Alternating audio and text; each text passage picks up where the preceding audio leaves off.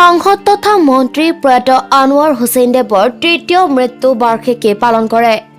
আজি চাপৰ শালকুচা ব্লক কংগ্ৰেছ কমিটিৰ উদ্যোগত চাপৰ ৰাজীৱ ভৱনত সাংসদ তথা মন্ত্ৰী প্ৰয়াত আনোৱাৰ হুছেইন দেৱৰ তৃতীয় মৃত্যু বাৰ্ষিকী পালন কৰে।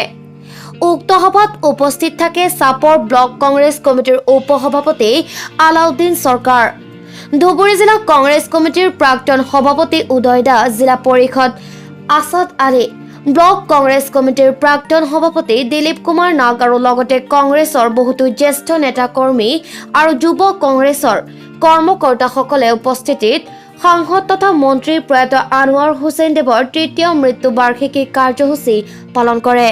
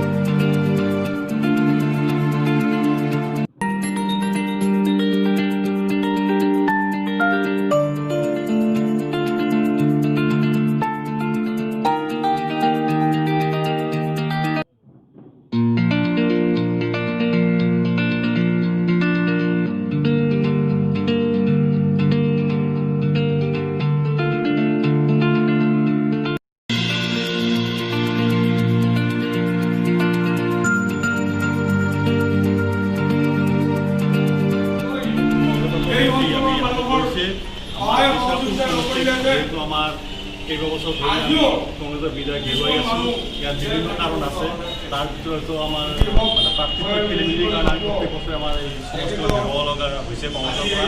গতিকে আমি ৰাইজৰ মতামতৰ ওপৰত ভিত্তি কৰি আৰু আমি কংগ্ৰেছ দলৰ পৰা ইতিমধ্যে আমাৰ আশীষ টিকাৰ হুছেইন বাপ্পী এখেতৰ প্ৰাৰ্থিত্ব দিলে আমি সমৰ্থন জয়ী কৰাব পাৰিম বুলি আমি একদম নিশ্চিত হৈছোঁ। আৰু সেয়ে আমি এনেকুৱা পৰিস্থিতি হাতত লৈ আমি অলৰেডি আমাৰ প্ৰস্তুতি চলাই আছোঁ। আৰু আমি এইবাৰ আশীষ টিকাৰ হুছেইনটো টিকেটকে আমাৰ দিয়া হয়, আমি নিশ্চিতভাৱে আমাৰ এই সমৰ্থন উদ্ধাৰ কৰিবলৈ সক্ষম হ'ম। নেতা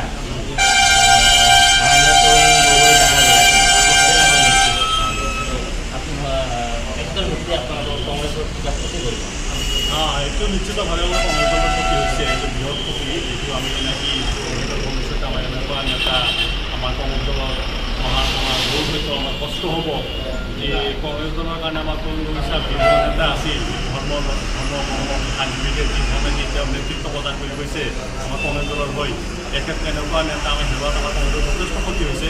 হয়তো আমি আশা কৰিম হয়তো আমাৰ যিবিলাক নেতা আছে কংগ্ৰেছ দলে ইয়াৰ মাজত হয়তো নিশ্চয় আমাৰ ধুবুৰী জিলা কংগ্ৰেছ কমিটিৰ প্ৰাক্তন সভাপতি উদয় দাস সাংসদ তথা মন্ত্ৰী প্ৰয়াত আনোৱাৰ হুছেইনৰ ৰাজনৈতিক কৰ্মজীৱনৰ কিছুমান গুৰুত্বপূৰ্ণ কথা ব্যক্ত কৰে। ধুবুৰী জিলা কংগ্ৰেছ কমিটিৰ প্ৰাক্তন সভাপতি উদয় দাসে news desk direct news Assam. আমাৰ প্ৰাক্তন মন্ত্ৰী আনোয়াৰ চতুৰ্থ বাৰ্ষিক তেখেতৰ প্ৰতি আমি শ্ৰদ্ধা জনাৰ কাৰণে আজি এই আয়োজন কৰা হৈছে। আপোনালোকে আহিছে, স্বাগত জনাইছোঁ। গতিকে তেখেতৰ কৰ্মৰাশি এই সমষ্টিৰ কাৰণে কি কৰি থৈ গ'ল, সমাজৰ কাৰণে কি কাম কৰিলে, এইবিলাকে বিশ্লেষণ কৰা হ'ব আজি এই সভাত।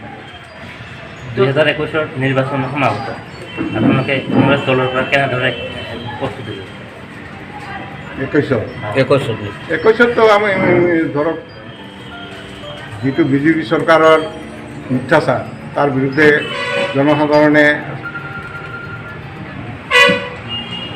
সবল এটা প্ৰচেষ্টা হাতত লৈছে। আমাৰ কংগ্ৰেছেও তেনেকৈ এটা অকলে নোৱাৰিলেও মৃত্যুজোঁট এটা মহামৃত্যুজোঁটৰ এটা কৰ্মপন্থা হাতত লৈছে। সেইমতে আমাৰ বিশেষকৈ বিজেপি চৰকাৰৰ যিটো মিথ্যাচাৰ বা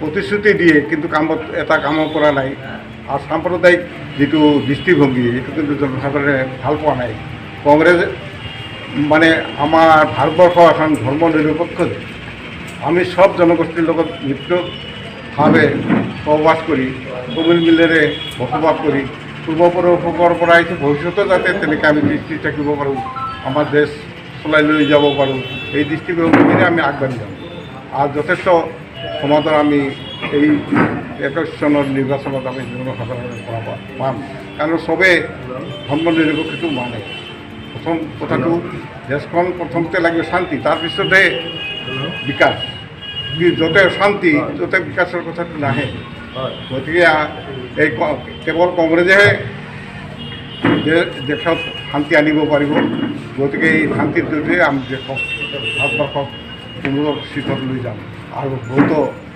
উন্নতিৰ কাম কৰিব পাৰিম ইতিমধ্যে কৰিছে আৰু বহুত কৰিব